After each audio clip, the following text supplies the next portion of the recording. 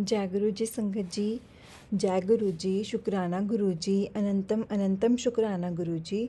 गुरु जी के चरणों में कोटि कोटि प्रणाम और सारी संगत जी को जय गुरु जी। जय गुरु जी। प्यारी संगत जी, गुरु जी की ब्लेसिंग्स लेने के लिए और सत्संग सुनने के लिए गुरु जी के सत्संग चैनल को सब्सक्राइब करें और बेल नोटिफिकेशन को भी ऑन कर लें, ताकि संगत जी कोई भी नया सत्संग आए तो आपको उसका नोटिफिकेशन आ जाए। और संगत जी, अगर आपने भी अपना कोई सत्संग संगत जी के साथ शेयर करना है तो डिस्क्रिप्शन में दिए गए व्हाट्सएप नंबर या फिर जीमेल आईडी से आप अपना सत्संग लिखकर रिकॉर्ड करके या वीडियो बनाकर हमें भेज सकते हैं। गुरु जी की कृपा से आपका सत्संग भी संगत जी के साथ ज़रूर शेयर किया जाएगा। और संगत जी, अगर कोई संगत जो बोल के या वीडियो बनाकर नहीं भेज सकती, वो हमें लिखकर भी भेज सकती है। जैसा हमें लिखा हुआ आएगा, हम वैसा ही लिखा हुआ संगत जी को सुनाएंगे। तो चलिए संगत जी, आज का सत्संग हम शुरू करते हैं। सत्संग को शुरू करने से पहले गुरु जी का मंत्र जाप, ओम नमः शिवाय, शिव जी सदा सहाय। ओम नमः शिवाय, गुरु जी सदा सहाय। जय गुरु जी। शुक्राना गुरु जी। संगत जी, आंटी जी ने अपना सत्संग ऐसा शेयर किया है कि संगत जी, आंटी जी कहते हैं कि मैं ना गुरु जी को नहीं जानती थी। गुरु जी कौन हैं, कैसे दिखते हैं, मुझे गुरु जी के बारे में कुछ नहीं पता था। क्योंकि एक बार ऐसा हुआ था कि पड़ोस में किसी के सत्संग था और हमें इनविटेशन आया था कि सत्संग पे जाना है, और पूरी फैमिली और संगत जी हमारी ना उनके साथ काफ़ी ज़्यादा अच्छी बॉन्डिंग थी। तो हमने कहा ठीक है, हम आएंगे। तो संगत जी, फिर मैंने अपने हस्बैंड को बताया कि पूरी फैमिली को इनवाइट किया है तो हमें चलना होगा। तो हम लोगों ने यही सोचा कि ठीक है, सत्संग है, अगर जो टाइम दिया है कि इन्होंने बोला कि हम टाइम, जैसे उन्होंने हमें टाइम दिया था 5 से 8 का। तो हमने सोचा कि ठीक है, अब 5 से 8 का टाइम दिया है तो जैसे नॉर्मल सत्संग होते हैं और सबके दिमाग में यही होता है कि 5 का टाइम दिया तो 6 बजे शुरू होगा। और हम लोगों ने ये सोचा था कि 15-20 मिनट लगाने हैं, तो हमको यही 7:30 बजे तक निकलेंगे, ताकि हम आखिर में 9 बजे तक, ये 8:30-9 बजे तक चलेगा तो हम तब तक बैठ के आ जाएंगे। तो संगत जी, हम लोग चले गए और हम लोग वही अपने मतलब निकले 7:15 बजे। तो 7:15 बजे निकले संगत जी, तो हम जहाँ के बैठे तो देखा कि बड़ी शांति है वहाँ पे। हमने तो ये सोचा था कि वहाँ होंगे जैसे भजन भुजन होते हैं, और सत्संग का मतलब क्या होता है, जैसे ढोलकी वगैरह बजना और ये सब। तो संगत जी, हम लोगों के दिमाग में तो ये था, और वहाँ तो बड़ी शांति और शब्द वगैरह से चल रहे थे। तो संगत जी, हम लोग जाके बैठ गए और थोड़े टाइम बाद ना, जैसे हम जाके बैठे, हमें जल प्रसाद मिला। जल प्रसाद पहले सबसे पहले चंदन का टीका लगाया। और संगत जी, उसके बाद क्या हुआ ना कि हम लोग बैठे तो थोड़ी देर बाद ही ना आरती का टाइम आ गया। तो आरती हुई। आरती होने के बाद हम लोगों ने जैसे आरती करी, और उसके बाद ना आरती करने के बाद ना वहाँ पे वो संगत थी, वो ना अपना सत्संग सुना रही थी। सत्संग सुनाते उसमें वहाँ पे था, जैसे तब तो हमें पता नहीं था कि क्या हो रहा है क्या नहीं। तो हम ये सोच रहे थे अभी क्या है, अभी लोग अपना एक्सपीरियंस क्यों बता रहे हैं, गुरुजी ने ऐसा क्या कर दिया इनके साथ, तो कैसे कर दिया, ये गुरुजी कहाँ के गुरुजी हैं, कुछ समझ में नहीं आ रहा था, कुछ नहीं पता था गुरुजी के बारे में। तो बस हमें इतना इंटरेस्ट भी नहीं आ रहा था। लेकिन हाँ, जब हम जो संगत थी उनके जब सत्संग सुन रहे थे, तब हमें अच्छा भी लग रहा था सुन के कि अच्छा, इनके साथ ऐसा हुआ। लेकिन ना संगत जी, कई बातें ऐसी भी थी कि ना हमें ये भी नहीं पता था कि गुरुजी, एक हम लोग सोचते हैं किसी को चमत्कार बताना मतलब बहुत बड़ी कोई चीज़ बतानी, जैसे कि किसी घर में बच्चा हो गया या कोई मरते मरते बच गया या कुछ भी ऐसा। लेकिन संगत जी, गुरु जी के सत्संग में हमने सुना कि कोई भी छोटी छोटी भी जो उनकी ख्वाहिशें पूरी हो रही थी ना, तो वो उसको भी सत्संग बोल रहे थे। हमें नहीं पता था इस बारे में। जैसा कि उसमें एक संगत ने सत्संग सुनाया था कि मैं गुरु जी के बड़े मंदिर एवरी मंडे जाती हूँ, तो लेकिन ना गुरुजी के वहाँ पे लंगर प्रसाद मिलता है। लंगर प्रसाद में ना मैंने हमेशा गुरुजी के लंगर प्रसाद का दाल और सब्जी ही चखी है, मुझे कभी पनीर नहीं मिला। और ना मैं ऐसी एक दिन बैठी थी, तो मैंने उनको बोला, गुरुजी तुहाडे प्रसाद च कदे पनीर नहीं मिला, पनीर खान का बड़ा जी करता है। और संगत जी, वो संगत बोली कि अब जब भी मैं बड़े मंदिर जाती हूँ और लंगर प्रसाद करती हूँ, मुझे हर बार पनीर की सब्ज़ी ज़रूर मिलती है, साथ में चाहे जो मर्ज़ी मिले, लेकिन पनीर तो ज़रूर ही मिलता है। तो संगत जी, ये सब सुन के हम लोग, मैं और मेरी देवरानी बैठे थे, तो हम लोग हंसे कि ये क्या बात बनी है कि अच्छा पनीर मिल गया तो ये सत्संग हो गया। पनीर मिलता है, तो शायद से ये इत्तेफाक भी हो सकता है। तो चलो संगत जी, फिर हमने सोचा कि कोई बात नहीं, इनकी जो ये आस्था है इनमें, तो हो सकता है कि होगा ये सब। तो उसके बाद ना संगत जी वहाँ पे से बैठे बैठे किसी की बात हो रही थी मेरी देवरानी से, तो जिसे वो जानती थी ज़्यादा लोगों को, तो बोल रही थी कि ना हम बड़े मंदिर चलेंगे, तो तुम भी चलो, हम लोग थोड़ा बहुत वहाँ घूम फिर भी आएंगे और बड़े मंदिर भी चलते हैं। तो संगत जी, जब मैंने ये सुना तो उन्होंने मेरे से भी पूछा कि भाभी आप चलेंगे? तो मैंने बोला हाँ ठीक है, चल पड़ेंगे, मंदिर तो जाना है, हर मंदिर जाते ही हम लोग, हम यहाँ सत्संग पे भी तो आए हैं, तो हाँ हम चल पड़ेंगे। तो संगत जी हम लोग ना वहाँ के लिए चल पड़े, सत्संग के बड़े मंदिर के लिए हम गए थे। तो संगत जी जब मैं बड़े मंदिर में पहुँची हूँ, मैंने पहुँचने के बाद संगत जी जैसे मैं गुरु जी के माथा टेकने के लिए गई गुरु जी का, संगत जी मुझे नहीं पता कि मैं इतना क्यों रो रही थी। मैं बस रोती चली जा रही थी, रोती चली जा रही थी, मुझे नहीं समझ में आ रहा था कि मैं क्यों रो रही हूँ। और संगत जी मैं बहुत ज़्यादा रो रही थी उस टाइम पे ना। तो संगत जी आंटी जी कहते हैं कि मुझे नहीं पता कि मेरा क्या कर्म ऐसा था, क्योंकि मेरी लाइफ में बहुत ज़्यादा बोला तो दुख भी नहीं थे और बहुत ज़्यादा ऐसा नहीं था कि सुखी ही सुखी हूँ, लेकिन मतलब ऐसा नहीं था कि इतना रोना आएगा। लेकिन ऐसा ज़रूर फील हो रहा था कि शायद मेरा मन ना कहीं बहुत ज़्यादा भरा हुआ है और ये सारा मेरा गुबार निकल रहा है, लेकिन किस चीज़ का निकल रहा है ये नहीं समझ में आ रहा था, और मैं बहुत ज़्यादा रो रही थी। और संगत जी इतने में क्या हुआ कि मेरे ना बेटे का फ़ोन आया, क्योंकि मेरा बेटा और बेटी दोनों ही बाहर रहते हैं। तो उसके कारण क्या था कि हम लोग ना हमेशा ही मतलब बस ठीक है, उनसे फ़ोन पे बात हुई, जब से उन्होंने +2 की है तो वो दोनों ही अपने अपनी जगह पे बाहर रहते हैं। तो संगत जी जैसे हमने उन एक दिन हमें उन्होंने कॉल किया, तो जैसे उस कॉल किया का मतलब ऐसा था कि बच्चे हमें कभी कॉल नहीं करते थे, हमें ही उनको कॉल करना पड़ता था हमेशा। तो जब उनका कॉल आया तो संगत जी मैं बहुत ही ज़्यादा खुश हुई, बहुत ही ज़्यादा खुश।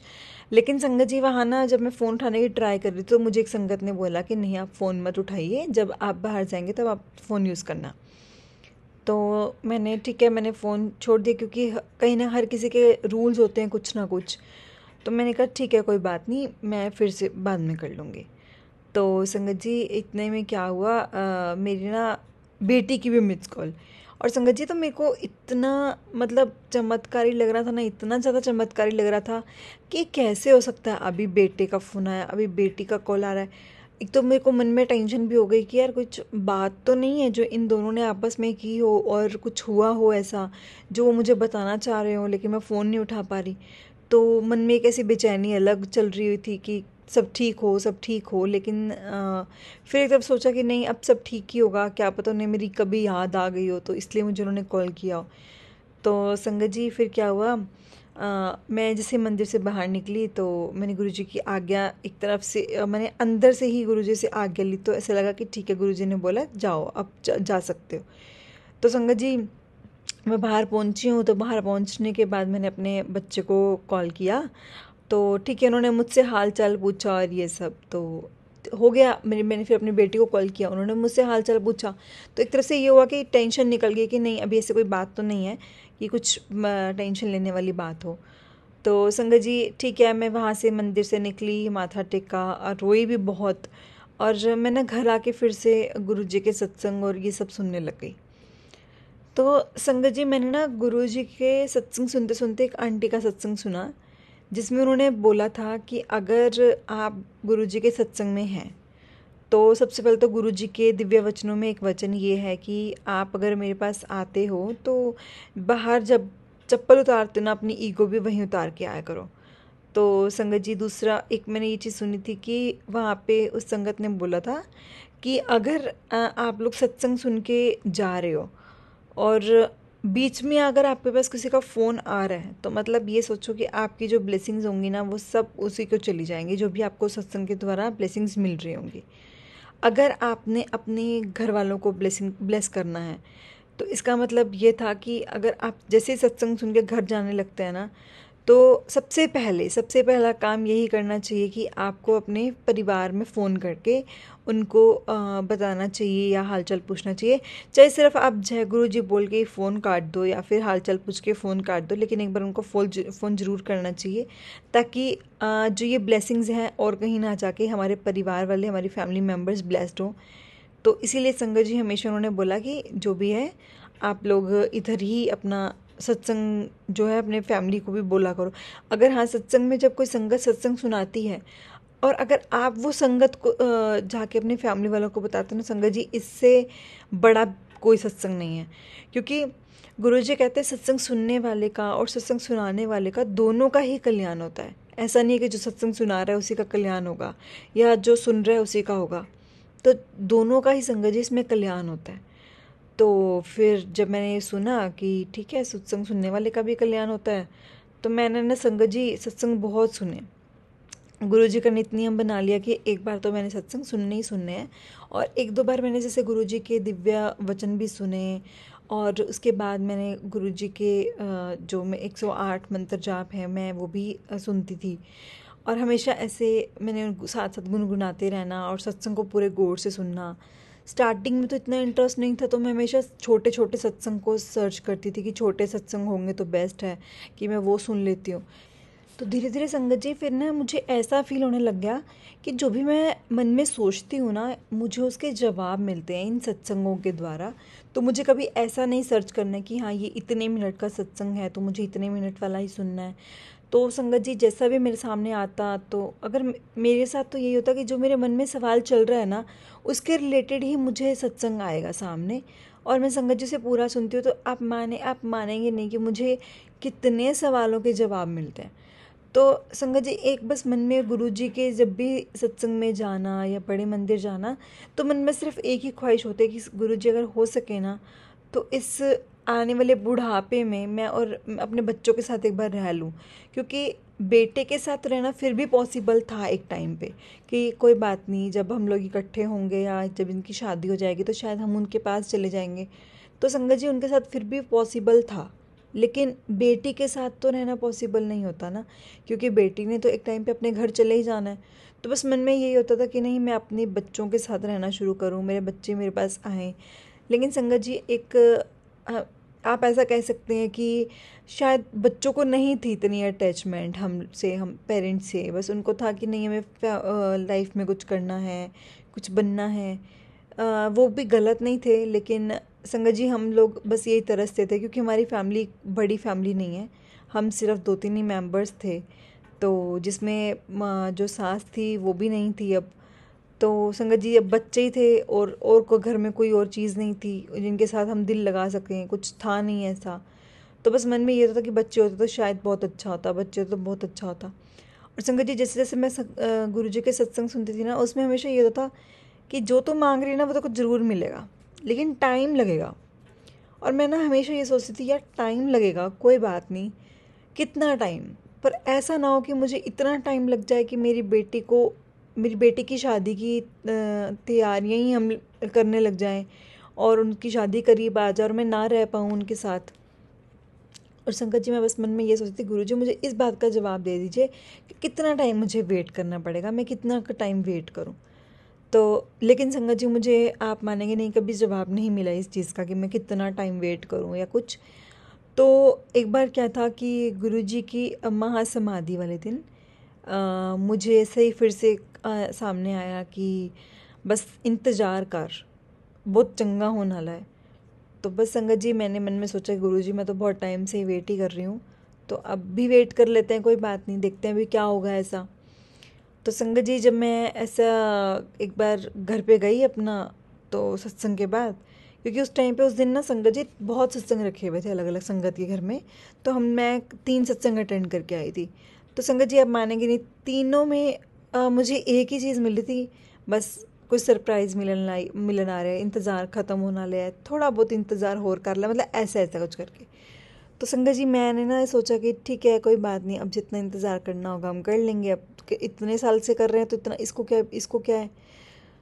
तो संगत जी जैसे ही मैं घर पहुंची हूँ ना, तो मैं सुबह से निकली हुई थी क्योंकि 3 सत्संग थे रेगुलर।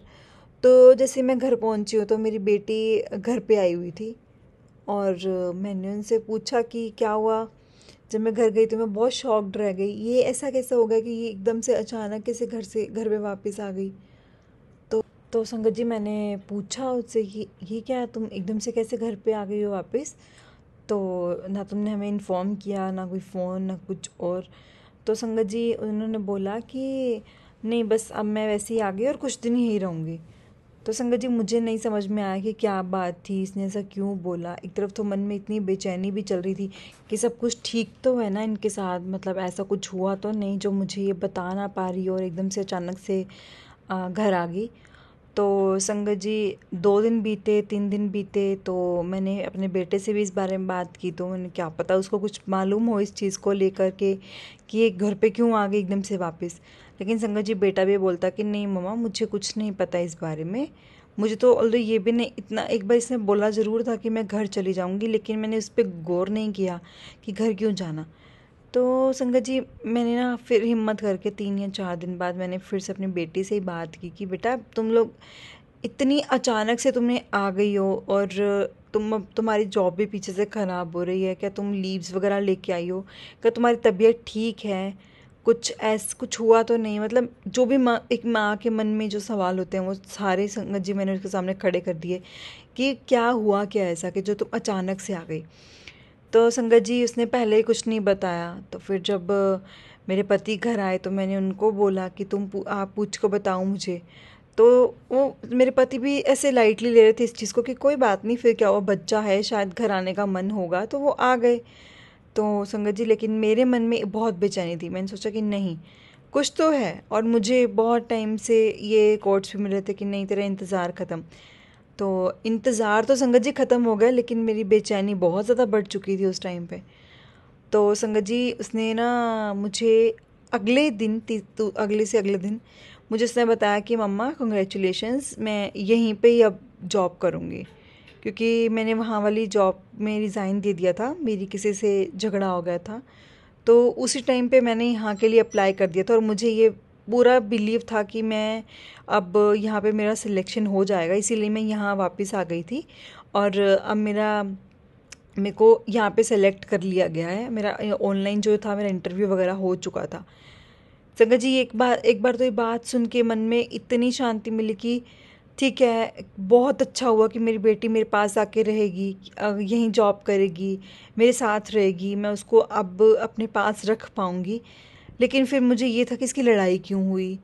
तो बस जब मैंने इससे ये चीज़ पूछी कि क्यों बेटा तुम्हारी लड़ाई कैसे हुई, तो उन्होंने बोला कि नहीं मम्मा बस ऐसे ही कुछ टारगेट्स थे जो कंप्लीट नहीं हो पा रहे थे, तो ऐसे ही हम लोगों में होगा, बस ऐसा कुछ नहीं है। लेकिन जब मुझे अब वाली जो जॉब मिली है वो शायद इससे भी 3 गुना अच्छी है। तो संगत जी मैं तो बस अंदर से इतनी खुश थी ये बात सुन करके। मैंने गुरुजी का शुक्राना किया कि कैसे गुरुजी आप हमारी इतनी छोटी छोटी बातों पर ध्यान देते हो। बस एक मैंने कभी अरदास भी नहीं लगाई, बस मुझे ये था कि बस जब भी मैं मन में जाती थी ना मंदिर, तो बस ये बोलती थी हो सके तो मेरे बच्चे मेरे पास वापस आ जाएं, स्पेशली बेटी, क्योंकि बेटी का थोड़ा ही टाइम होता है अपने माँ बाप के साथ रहने का। तो संगत जी बस यही चीज़ थी। तो ये बात जब मेरे बेटे को पता लगी कि मेरी बेटी का सिलेक्शन हो गया है, उसने जॉब वगैरह यहाँ देखी, तो उसने भी एक बार बोला कि हाँ वैसे मैं भी सोच रहा हूँ कि थोड़े टाइम बाद मैं भी घर आ ही जाऊँ, क्योंकि अभी बहुत टाइम हो गया घर से निकले हुए, और शायद मैं भी वहाँ कहीं जॉब अप्लाई कर दूँगा। तो अगर मुझे वहाँ कहीं जॉब मिल गई तो मैं वहीं पे आके शिफ्ट हो जाऊँगा। संगत जी वो तो मतलब ऐसा था ना कि मेरा गुरुजी ने जो मुझे ऐसा लगा डबल सरप्राइज़ दिया है। डबल सरप्राइज़ ये कि एक बार तो मेरी बेटी आके मेरे पास बैठ गई, और दूसरे पर मेरा बेटा भी बोल रहा है कि हाँ मैं भी आ जाऊँगा घर पे। तो संगत जी ये कोई मेरे लिए ना उस कम नहीं था बिल्कुल भी, एक चमत्कार से, क्योंकि इतने सालों से मैं अपने बच्चों के साथ नहीं रही थी संगत जी। मैं बहुत तरसती थी कि मैं अपने बच्चों के साथ रह सकूं, लेकिन संगत जी गुरुजी ने कुछ ही टाइम में मेरा सब कुछ पूरा कर दिया, और किसी का कोई नुकसान नहीं हुआ संगत जी। ना मेरी बेटी का कोई नुकसान हुआ कि उसकी कोई जॉब, ठीक है 1 महीने का गैप ज़रूर आया, लेकिन संगत जी उसे उससे भी 3 गुना अच्छी जॉब मिली। और 3 गुना अच्छी जॉब पाने के बाद वो भी खुश थी, वो भी सेटिस्फाई थी कि नहीं कोई बात नहीं, अगर अपनी कोई जगह छोड़ के आए हैं तो हमें यहाँ पे और भी ज़्यादा प्रॉफिट है, और भी ज़्यादा, क्योंकि संगत जी जो आजकल की जनरेशन है ना वो सिर्फ एक बार इन्हीं चीज़ों पे टिकी हुई है कि क्या घाटा और क्या मुनाफा। तो संगत जी हाँ वो आ गई। अब बेटे की भी जब आने की से न्यूज़ मिली तो फिर हमने भी बेटे से थोड़ा बहुत पूछना शुरू कर दिया कि बेटा तुम कब तक आओगे, क्या करने का सोच रहे हो तुम। तो उन्होंने बोला कि ठीक है मैं अभी ऐसा कुछ नहीं सोच रहा, बट मैं 1-2 जगह इंटरव्यू देने की ट्राई करता हूँ, अगर इंटरव्यू में मैं कहीं सेलेक्ट हो जाता हूँ और मुझे ठीक पैकेज मिल जाता है, चाहे सेम ही मिल जाए, तो मैं ज़रूर वापस आ जाऊँगा। संगत जी, अब मैं बस अब यही प्रे करती थी गुरु जी के सामने कि भाई मेरा बच्चा मेरे पास आ जाए और मैं मेरे पास दोनों बच्चे मेरे साथ हों, मेरे दोनों आँखों के तारे मेरे पास होने चाहिए। और संगत जी, मैं यही अरदास करती रही कि जैसे गुरु जी आपने मेरे बिना मांगे मेरी बेटी को, अगर आपने इतनी अच्छी जॉब दिलाई यहाँ पे मेरे पास अब रह रही है और मुझे ये सब करने का मौका मिल रहा है, तो क्यों ना आप संगत जी, गुरु जी आप मेरे बेटे को भी मेरे पास भेज दो। तो संगत जी, मैं ये चीज़ जब मैं अरदास कर रही थी ना, तो संगत जी मेरे पास एक संगत का कॉल आया कि आपको स्वरूप चाहिए। तो मैंने बोला कि स्वरूप, हाँ अगर आप दे सकते हैं तो दे दीजिए, मेरे पास घर में स्वरूप नहीं है। तो संगत जी उन्होंने बोला कि कल कल ऐसी जगह पे सत्संग है, तो आप सत्संग में आ जाना, आपको स्वरूप दे देंगे। और मैं इसलिए कंफर्म करी थी क्योंकि मैंने स्वरूप बनवाने थे, तो मुझे एक बार आइडिया हो जाता कि मैं कितनी संगत के लिए स्वरूप बनवाऊँ। तो संगत जी उन्होंने मुझसे आइडिया लिया कि मैं लूँगी या नहीं लूँगी, तो मैंने बोला कि हाँ मैं लूँगी। और संगत जी दूसरे ही मिनट में को थोड़ी देर बाद कॉट आया कि पुत्र मैं भी तेरे घर आ रहा। और मैं समझ गई कि गुरुजी हर चीज़ में संगत जी संकेत देते हैं, हर चीज़ में उनको कुछ ना कुछ होती है बात जो हम इग्नोर कर देते हैं, हमें समझ में नहीं आता कि वो क्या कहना चाहते हैं। तो संगत जी यही चीज़ हुई मेरे साथ भी। फिर उसके बाद थोड़े ही टाइम बाद संगत जी मैंने स्वरूप लिया। स्वरूप लेने के बाद संगत जी मैंने कड़ा प्रसाद बनाया। कड़ा प्रसाद बनाने के बाद मैंने भोग लगवाया और संगत जी अच्छा आसन बिछा के मैंने उनका स्वरूप वहाँ रख दिया। और संगत जी मैंने नेक्स्ट डे गुरु जी के स्वरूप को फ्रेम भी करवाया और अपने पास रखा। और संगत जी बस मेरे को ये था कि मैं और कुछ नहीं कर पाती थी, लेकिन ना एक जो गिलास में मैं जल उनके पास ज़रूर रखती थी, भर के जल का, तो मैंने वो ज़रूर ही रखती थी मैं उनके पास। तो संगत जी वैसे ये नित नियम ना मेरे हस्बैंड करते थे कि उन्होंने क्या करना, सुबह मतलब जब जाना तो जोत करके जाना, पूजा पाठ करके जाना। पूजा पाठ करने के बाद संगत जी उन्होंने क्या करना कि ना गिलास पानी का जो फ्रेश भरना, जो पहले भरा हुआ होता था उसको पूरे पानी में डाल देना, जो कि हमारा जो आरओ वगैरह या वाटर कूलर जो भी रहता था उसमें डाल देना, ताकि हम सब उनको अमृत जो हमें वो पी सकें। तो संगत जी वो दूसरा जो पानी होता था वो रख देते थे गुरु जी के सामने। तो संगत जी वैसा तो मुझे ऐसा कुछ नहीं था कि मैं कभी जब मुझे लगता था कि आज मैं फ्री हूँ या कुछ ऐसा, तो संगत जी मैं भोग वगैरह लगाती थी गुरु जी को। जैसे मुझे कुछ भी ऐसा मिलता था कि मैंने कुछ नया बनाया है या हमारे घर में कुछ नया आया है, या आज पता नहीं क्यों गुरु जी का खुद का ही आदेश हो जाता था कि नहीं आज मुझे कुछ खिला भी।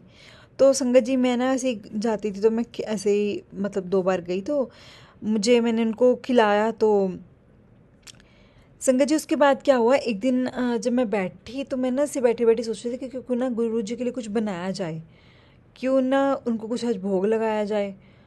तो संगत जी मैंने बनाया और मैं ना गुरु जी को भोग लगाने के लिए मैंने ना कड़ा प्रसाद ही बना दिया। तो संगत जी जब मैं कड़ा प्रसाद का भोग लगाने गई ना, तो मैंने चेक किया कि क्या पता आज मेरे हस्बैंड ने पानी डाला है, जल डाला है उसमें कि नहीं डाला। तो मैंने वैसे ही प्लेट रैंडमली उठा दी।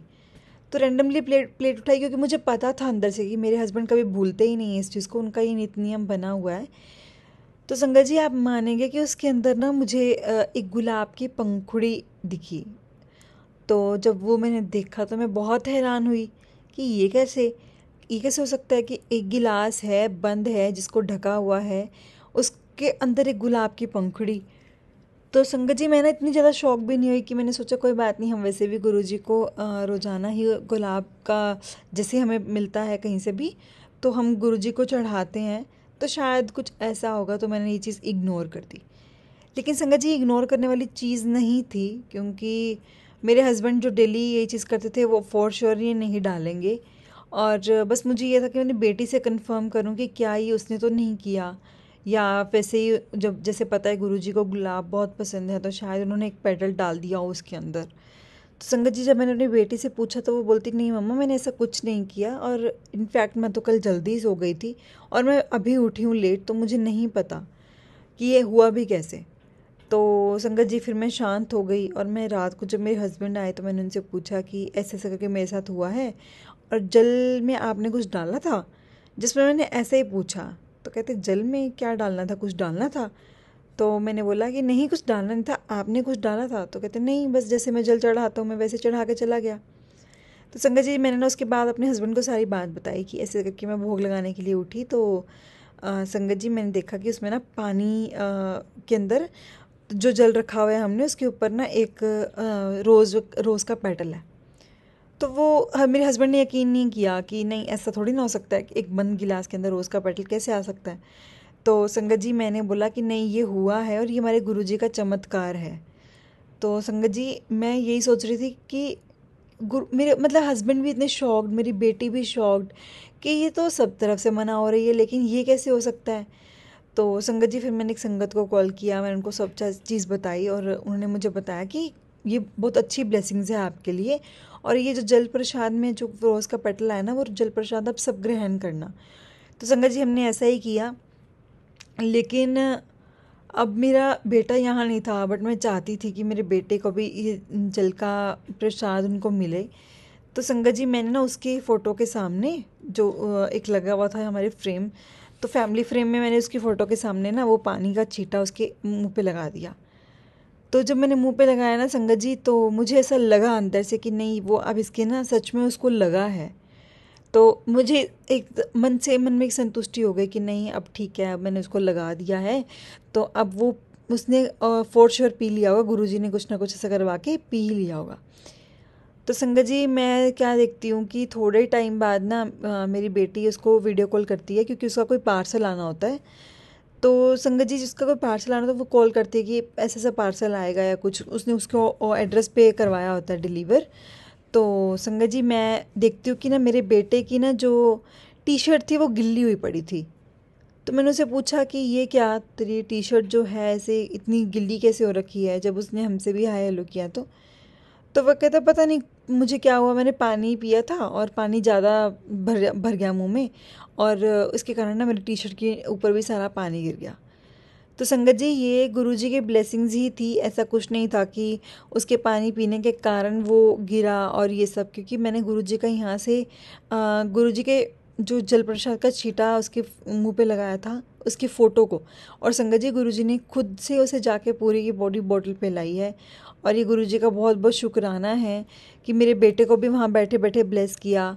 और संगत जी मेरे बेटे का इंटरव्यू भी बहुत अच्छा हो गया, और उसको सैलरी पैकेज भी अच्छा मिलने लगा, और संगत जी वो घर वापस आके रहने लगा।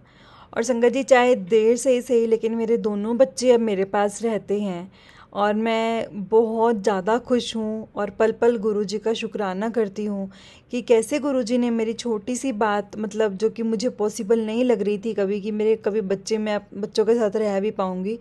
क्योंकि संगत जी आजकल बच्चों के दिमाग में भी ये होता है कि नहीं, अपनी लाइफ को सेट करना है, सेटल होना है, तो इसी चक्कर में वो अपने परिवार से दूर हो जाते हैं।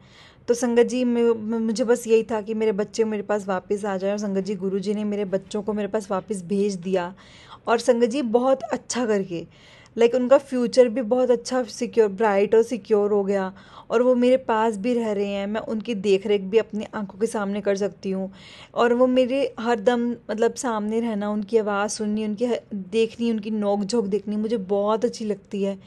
और संगत जी मैं बहुत ब्लेस्ड हूँ गुरुजी से, मुझे गुरुजी ने बहुत ब्लेस किया है, बहुत ब्लेसिंग्स मिली हैं। छोटी छोटी चीज़ों पे गुरुजी ने मेरा हाथ पकड़कर हमें हमेशा मेरा हाथ पकड़ के मुझे यही दिलासा दिलाया कि पुत्र मैं हमेशा तेरे नाल हाँ, तो बिल्कुल फ़िक्र ना कर। पर संगत जी जो ये चीज़ें मेरे साथ हुई हैं ना, ये अनबिलीवेबल हैं, क्योंकि ये चीज़ें कभी होना पॉसिबल नहीं था। कभी वो बच्चे जो मुझे कभी फ़ोन नहीं करते थे, अपने पापा को फ़ोन नहीं करते थे, अगर हमने फ़ोन किया तो बस हाल चाल पूछा और बात ख़त्म। आज वो बच्चे दोनों हमारे पास रहते हैं, और हम हर वक्त एक दूसरे से बातें करते हैं। तो संगत जी इससे बड़ी ब्लेसिंग्स तो मेरे लिए कुछ हो ही नहीं सकती कि मैं अपने बच्चों के साथ रह पा रही हूँ। जय गुरु जी, शुक्राना गुरु जी। संगत जी आंटी जी कहते हैं ऐसे बहुत ही सत्संग है मेरे पास, जो कि मैं संगत जी के साथ शेयर करना चाहती हूँ। गुरु जी ने मुझे मौका दिया तो मैं ज़रूर शेयर करूँगी ये अपने सत्संग। और संगत जी आंटी जी कहते हैं कि अगर सत्संग को बोलने में मेरे से कोई गलती हो गई हो तो मुझे माफ़ करें और गुरु जी भी मुझे माफ़ी दें। जय गुरु जी, शुक्राना गुरु जी, अनंतम अनंतम शुक्राना गुरु जी, पल पल शुक्राना गुरु जी, लख लख वार शुक्राना गुरु जी। जय गुरु जी, जय गुरु जी। संगत जी आंटी जी का सत्संग था जो बड़ा ही भावुक और बड़ा ही प्यारा सत्संग था। जय गुरु जी। संगत जी अगर आपने भी अपना कोई सत्संग संगत जी के साथ शेयर करना है तो डिस्क्रिप्शन में दिए गए व्हाट्सएप नंबर या जीमेल आईडी पर आप अपना सत्संग लिखकर रिकॉर्ड करके या वीडियो बनाकर हमें भेज सकते हैं। गुरु जी की कृपा से आपका सत्संग भी संगत जी के साथ ज़रूर शेयर किया जाएगा संगत जी। और गुरु जी की ब्लेसिंग्स लेने के लिए और सत्संग सुनने के लिए गुरु जी के सत्संग चैनल को सब्सक्राइब करें और बेल नोटिफिकेशन को भी ऑन कर लें संगत जी, ताकि कोई भी नया वीडियो आए तो आपको उसका नोटिफिकेशन आ जाए। तो जय गुरु जी, शुक्राना गुरु जी, अनंतम अनंतम शुक्राना गुरु जी, लख लख वार शुक्राना गुरु जी। ओम नमः शिवाय, शिव जी सदा सहाय। ओम नमः शिवाय, गुरु जी सदा सहाय। जय गुरु जी प्यारी संगत जी, जय गुरु जी, शुक्राना गुरु जी।